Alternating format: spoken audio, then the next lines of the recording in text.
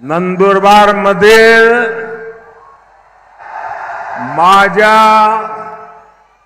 सर्व भावांना आणि बहिणांना माझा नमस्कार।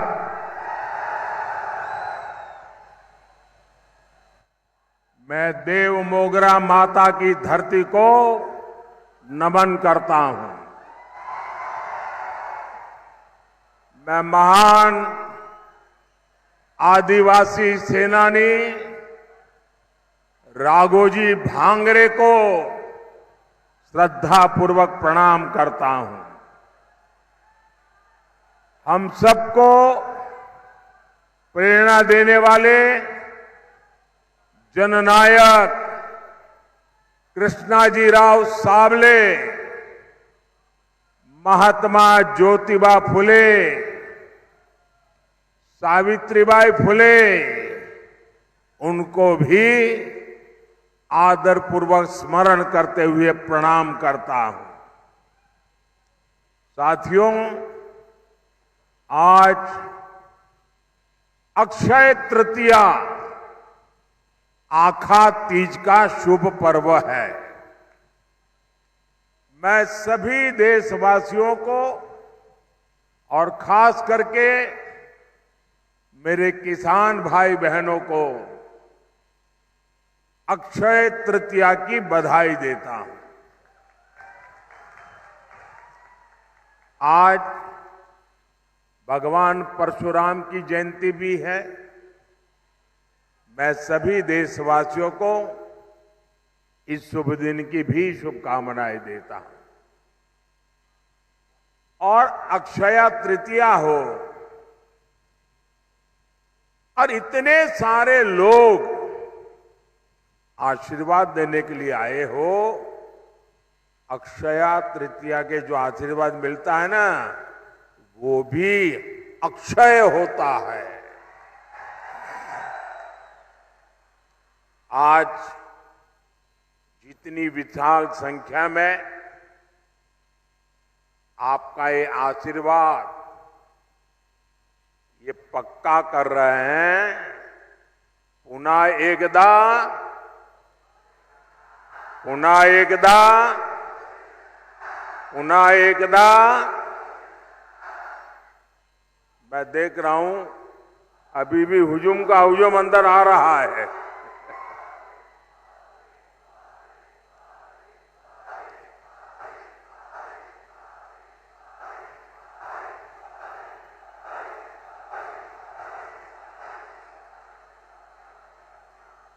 साथियों, यहां नंदुरबार और गुजरात के बीच कोई दूरी नहीं है। और पहले भी मेरा खूब यहां आना जाना होता था। और नंदुरबार आए और चौधरी की चाय न पिए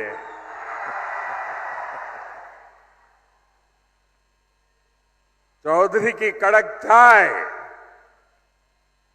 यानी नंदुरबार की यादों से जुड़ जाती है।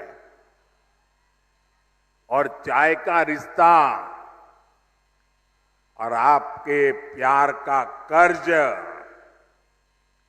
मोदी कभी भी भूल नहीं सकता।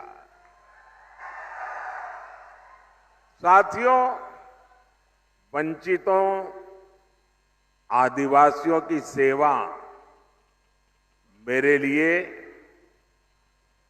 परिवार के सदस्य की सेवा जैसी है। मैं कांग्रेस के शाही परिवार की तरह बड़े घराने से नहीं निकला हूं। मैं तो गरीबी में ही बड़ा हुआ हूं। मुझे पता है यहां आपने कितनी तकलीफ उठाई है। हमारे आदिवासी भाई बहन यहां काफी ऊंचाई पर भी रहते हैं।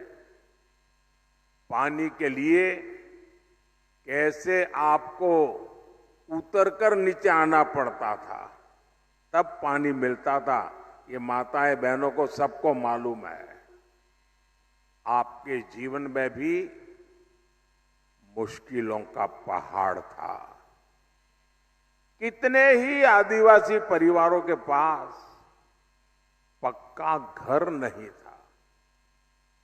आजादी के 60 साल बाद भी गांवों में बिजली नहीं पहुंची थी, और इसलिए मोदी ने संकल्प लिया था, हर गरीब को घर,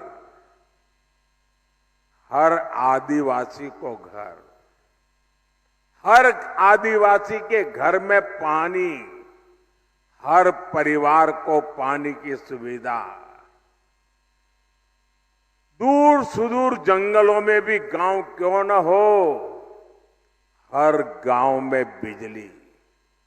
साथियों, हमने नंदुरबार के करीब 1.25 लाख, देखिए आजादी के 70 साल के बाद मैं कह रहा हूं, करीब 1.25 लाख गरीबों को हमने पीएम आवास पक्का घर दिया सिर्फ नंदुरबार में।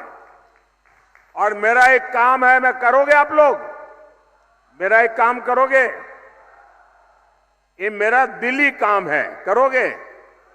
माताएं बहनें करेगी? ये जो पीछे लोग खड़े हैं वो करेंगे? हाथ ऊपर करके बताओ, करेंगे तो मैं बताऊं करेंगे। अच्छा, मेरा एक काम करना, इन दिनों आप चुनाव के लिए जब भी गांव में जाए, मोहल्ले में जाए, और अगर आपके ध्यान में आए कि भाई ये 2 परिवार है, उनको अभी गैस का कनेक्शन नहीं मिला है, ये 2 परिवार रह गए हैं, उनको नल से जल नहीं मिला है, अभी 4 परिवार रह गए हैं, वो तो अभी कच्ची झोपड़ी में रहते हैं, उनको पक्का घर नहीं मिला है। आप उनका नाम पता लिख लीजिए और मुझे भेज दीजिए, और मेरी तरफ से उनको गारंटी दे देना कि मोदी आए थे, मोदी ने कहा है तीसरे टर्म में मैं 3 करोड़ और घर बनाने वाला हूं, आपको पक्का घर मिलेगा।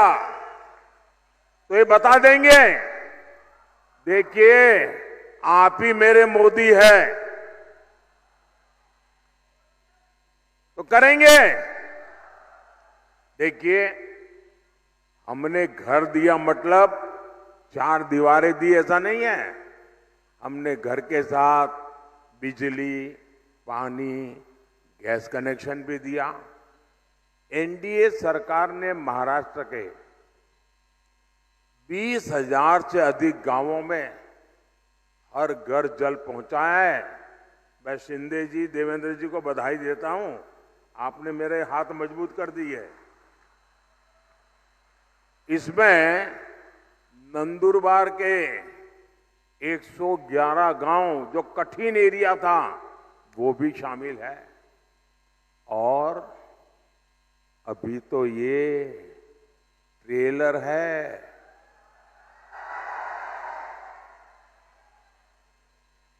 अभी तो मोदी को बहुत कुछ करना है और आपके लिए करना है। साथियों, एक तरफ भाजपा के ये प्रयास है और दूसरी तरफ एक कांग्रेस है।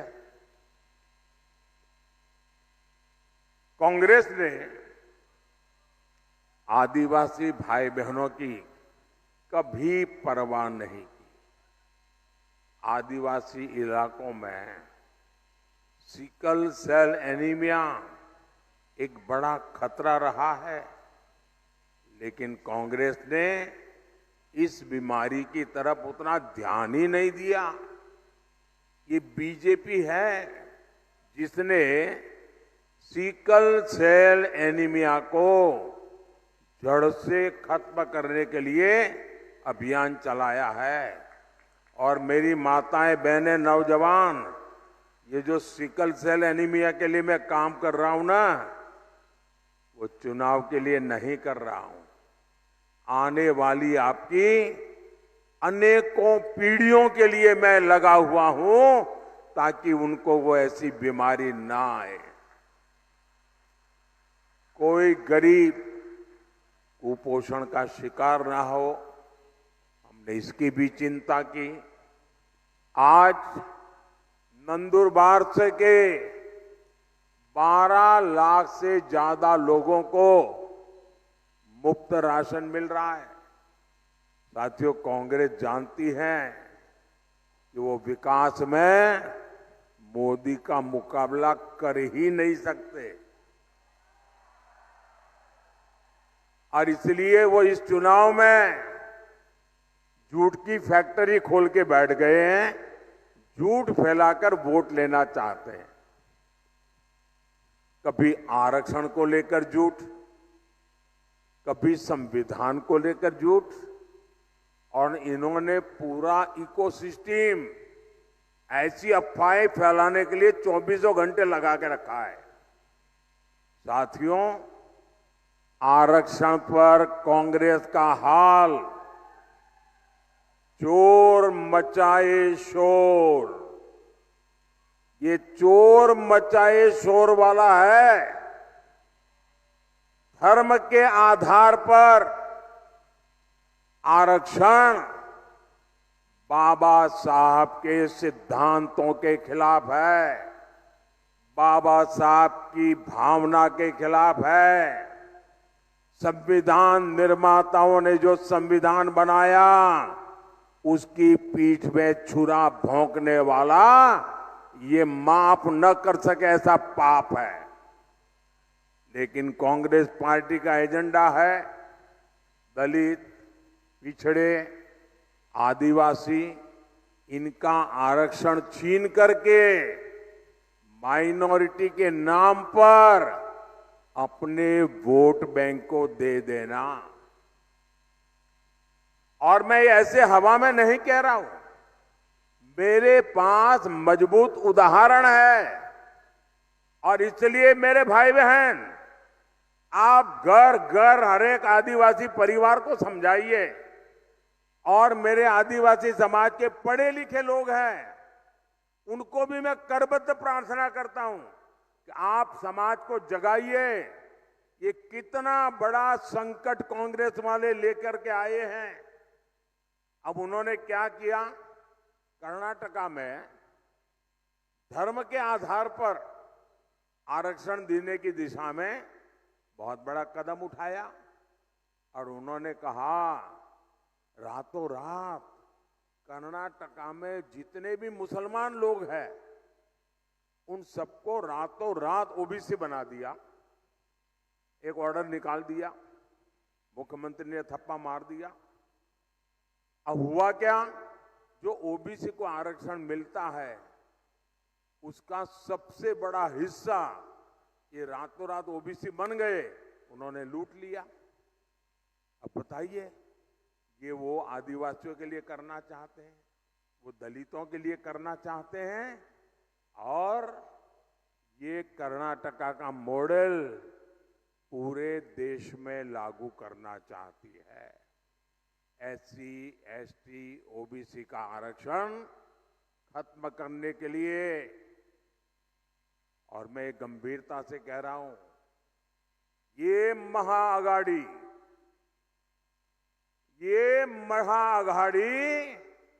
आरक्षण का महाभक्षण का महाअभियान चला रही है। वहीं एससी, एसटी, ओबीसी का आरक्षण बचाने के लिए मोदी आरक्षण का महायज्ञ कर रहा है। मैं पिछले 17 दिन से लगातार कांग्रेस पार्टी को चुनौती दे रहा हूं। मैं कांग्रेस से पूछा कि वो लिख कर दें कि वो एससी, एसटी, ओबीसी का आरक्षण उसके टुकड़े करके एक टुकड़ा मुसलमान को नहीं बांटेंगी। मेरा सवाल सही है कि गलत है भाई? सही है कि गलत है? अब वो ये मुसलमानों को देना चाहते हैं और कांग्रेस जवाब भी नहीं देती है। सच बोलो ना भाई कि हम नहीं देंगे। इसका मतलब ये इनका हिडन एजेंडा है, आपका हक लूटने का खेल है भाई। मेरे इस चैलेंज पर कांग्रेस की चुप्पी थी, यानी दाल में काला है। ये चाहे जितनी भी कोशिश कर लें, देश विरोधी ताकतों के साथ मिलकर कितना ही झूठ फैला ले, आपके पास मोदी का भरोसा है। आपके पास मोदी की गारंटी है। और आप लिख के रखिए, मोदी जब तक जिंदा है, मोदी जब तक जिंदा है, एससी, एसटी, ओबीसी में से आरक्षण का रत्ती भर भी हिस्सा मैं किसी भी धर्म के आधार पर नहीं देने दूंगा। कोई उसको हाथ नहीं लगा सकता है। और देशवासी,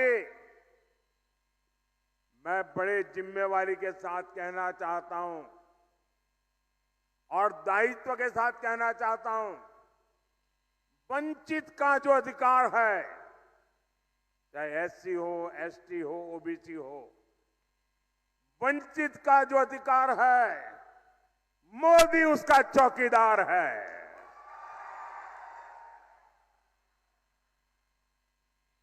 मोदी की चौकीदार में जब मोदी जैसा चौकीदार हो,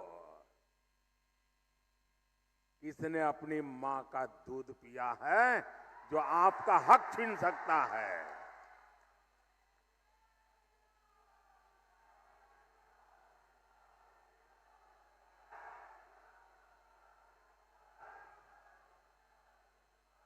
साथियों,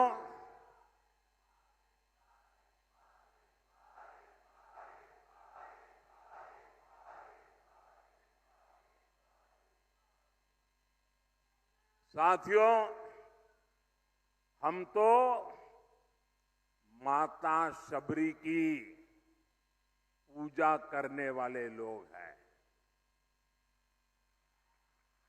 लेकिन कांग्रेस ने कभी आदिवासी समाज को सम्मान नहीं दिया और नहीं मिलने दिया।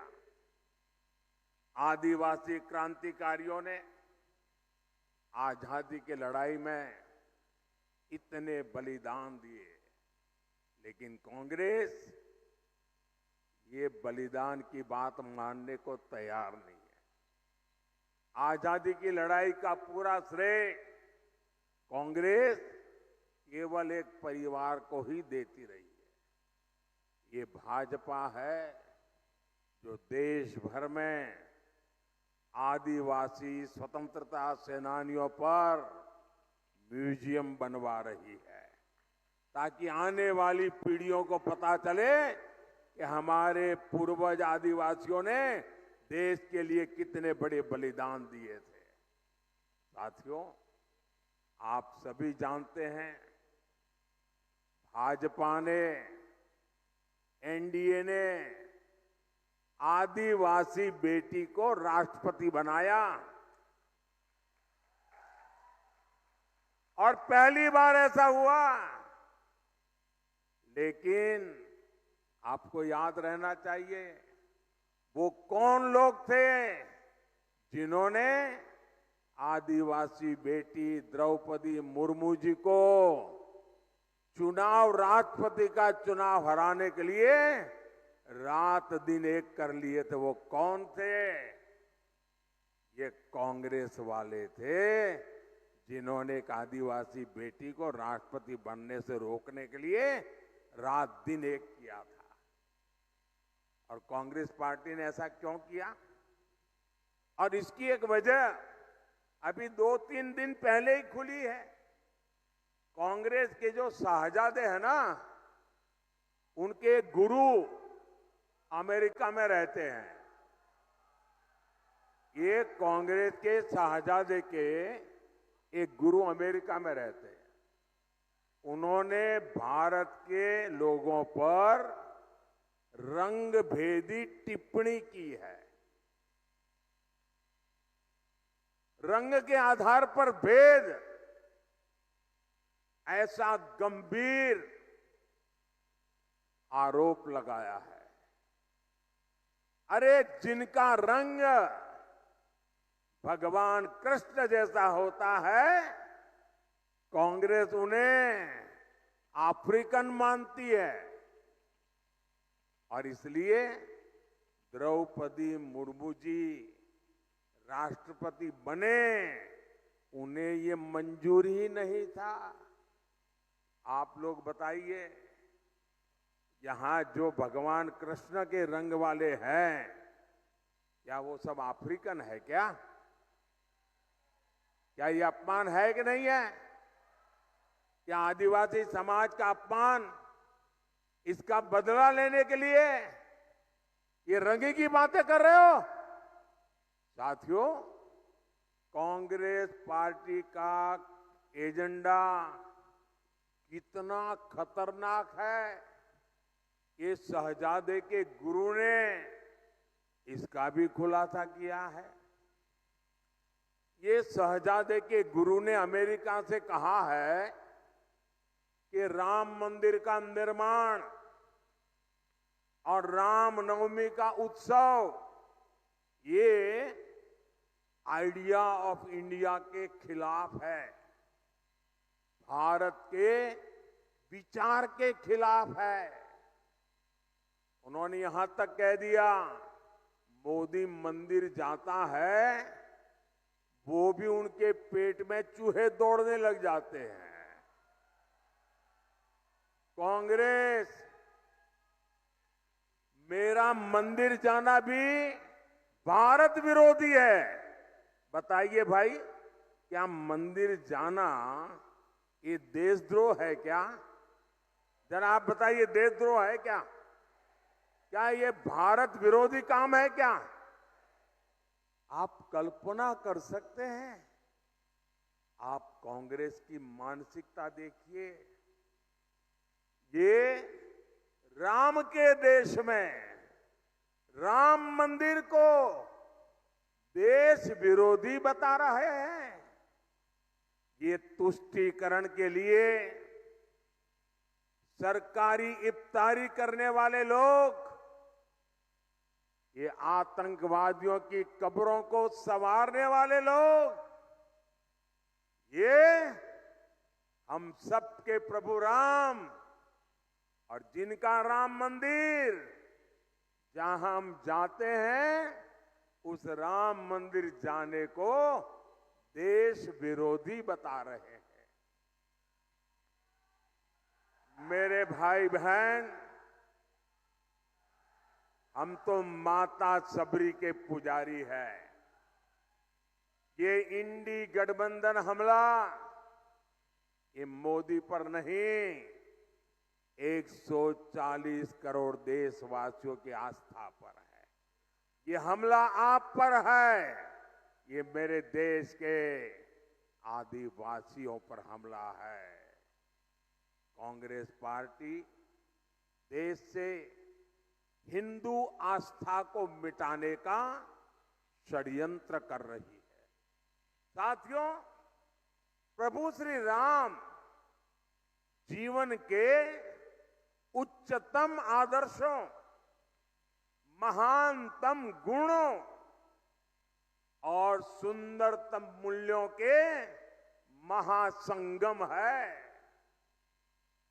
भारत के अस्तित्व का आधार राम से है और भारत के भविष्य का प्रेरणा पुंज भी प्रभु श्री राम है।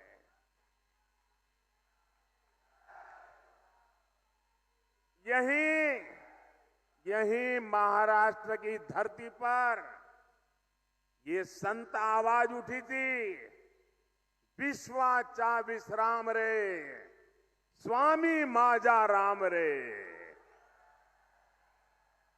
अर्थात मेरे राम तो पूरे विश्व के विश्राम है, आश्रय है। ऐसे प्रभु राम को कांग्रेस पार्टी वाले आइडिया ऑफ इंडिया के खिलाफ मानती है। भगवान श्री राम की सीख है, परहित सरीस, धर्म नहीं भाई, पर पीड़ा सम नहीं अधमाई। अर्थात दूसरों की सेवा से, परोपकार से बढ़कर कोई धर्म नहीं है और किसी को पीड़ा देना ही सबसे बड़ा पाप है। ऐसे प्रभु राम को शहजादे, उनके गुरु और Congress party India idea of India के खिलाफ मानती है। हमारे राम कहते हैं, कोमल चित दिनह पर दाया, मन वच क्रम ममा भगति अमाया।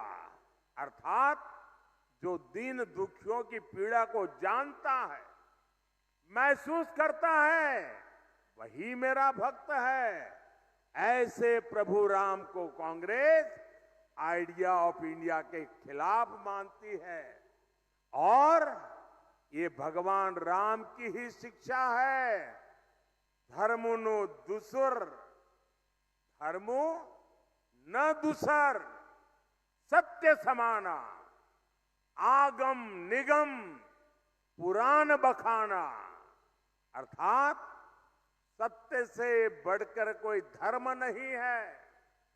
ऐसे प्रभु राम को कांग्रेस आइडिया ऑफ इंडिया के खिलाफ मानती है। ये राम ही है, ये राम ही है जो सभी दीन दुखियों को, वंचितों को गले लगाकर अपने पास बैठाते हैं। सहज सहज स्नेह विवश रघुराई, सहज स्नेह विवश रघुराई, पूछी कुशल निकट बैठाई। ऐसे प्रभु राम को कांग्रेस आइडिया ऑफ इंडिया के खिलाफ मानती है। हमारे राम जनजातीय समाज से कैसे मिलते हैं? हमारे राम जनजातीय समाज को मिलते हैं, पुरजन करी जो हारूगर आए। अर्थात राम आदिवासियों का, उनकी संस्कृति का सम्मान करते हैं, उनसे जोहार करके मिलते हैं। ऐसे प्रभु राम को कांग्रेस आइडिया ऑफ इंडिया के खिलाफ मानती है। हमारे प्रभु श्री राम ने हमें सिखाया है, और ये जो लोग देश छोड़ करके भाग गए हैं, वो जरा कान खोल के सुन ले। हमारे प्रभु राम ने सिखाया है, अपि स्वर्णमयी लंका न में लक्ष्मण रोचते, जननी जन्म भूमिश्च स्वर्गादपि गरीयसी। अर्थात हमारी मातृभूमि स्वर्ग से भी बढ़कर है, यानी राष्ट्र प्रथम, नेशन फर्स्ट। ऐसे प्रभु राम को कांग्रेस आइडिया ऑफ इंडिया के खिलाफ मानती है। साथियों, ये लोग इतने अहंकार से भरे हुए हैं कि गरीब इनके लिए कोई मायने नहीं रखता। ये लोग सत्ता में रहते हैं तो गरीब को दुत्कारते हैं, उसे तरसा तरसा कर रखते हैं। आज एक गरीब का बेटा आपका सेवक बनकर के प्रधानमंत्री पद से ये जब काम कर रहा है तो एक गरीब विरोधी मानसिकता वाले, शाही परिवार की मानसिकता वाले इसे बर्दाश्त नहीं कर पा रहे हैं। और ये नकली शिवसेना वालों की गरीब से कितनी नफरत है, ये इन्होंने फिर बताया है कि नकली शिवसेना वाले मुझे जिंदा गाड़ने की बात कर रहे हैं। एक तरफ कांग्रेस है जो कहती है मोदी तेरी कब्र खुदेगी, और दूसरी तरफ ये नकली शिवसेना है जो मुझे जिंदा गाड़ने की बात करती है। और मुझे गाली देते हुए भी ये लोग तुष्टीकरण का पूरा ध्यान रखते हैं। मोदी की कब्र खुदेगी, मोदी को जिंदा गाड़ देंगे, और इसमें भी अपने वोट बैंक को पसंद आए वही गाली दागोगे क्या? साथियों, मुझे कई बार ये सोचकर दुख होता है कि बाला साहब ठाकरे को कितना दुख होता होगा। मैंने बाला साहब को निकट से देखा है, उनके मन को, दिल को छू करके मैंने देखा है। अब तो ये नकली शिवसेना वाले बम धमाके के दोषी को भी अपने साथ प्रचार में ले जाने लगे हैं। इसका मतलब हुआ कि बिहार में चारा चोरी में जेल भुगत रहे व्यक्ति को कंधे पे बिठा के घूम रहे हैं। महाराष्ट्र में बम धमाकों के दोषी को कंधे पर बिठा के घूम रहे हैं। ऐसे पापियों को लेकर के जिनको चलना पड़ रहा है, इन लोगों के विषय में 50 बार सोचना पड़ेगा। इसलिए कोई बड़ी बात नहीं कि मुझे उनको जमीन में गाड़ने के सपने दिख रहे हैं। ये लोग जनता का साथ, जनता का विश्वास तो गवा चुके हैं। इनकी अपनी सियासी जमीन खिसक चुकी है।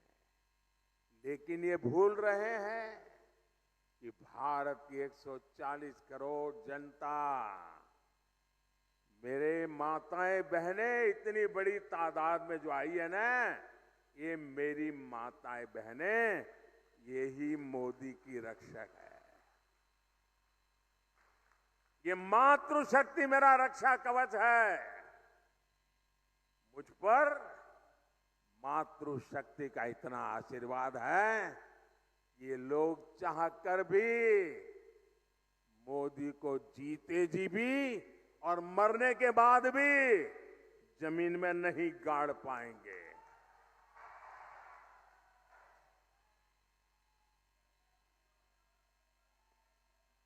साथियों,